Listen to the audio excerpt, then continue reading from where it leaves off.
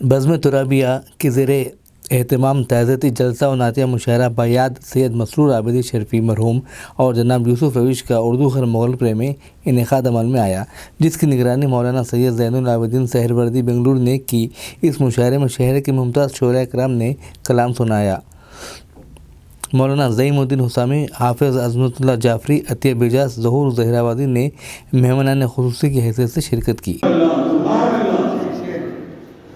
فیض سرکار سے کیا کیا نہ ملا دنیا، سرکار سے فیض سرکار سے کیا کیا نہ ملا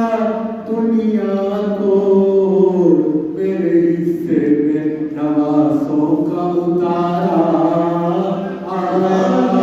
مجاہد دین حق کے ہو کے یہ سرشار آئے ہیں، مجاہد دین حق کے ہو کے سرشار آئے ہیں، گئے ہیں کہ پہنچے غوث اعظم کے مزار پاک پر حضرت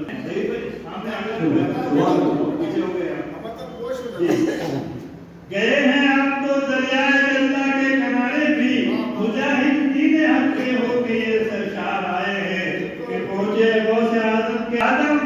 نوح صالح ہود ہوتی رہے کہ نعت رسول نعت گوئی حضرت حسان کا فیضان ہے، حسان کی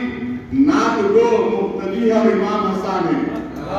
نے پیدا کیا اسی سے ماں۔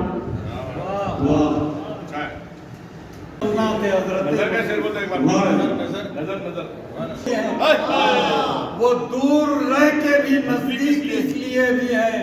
نظر نظر کا نظارہ تھے حضرت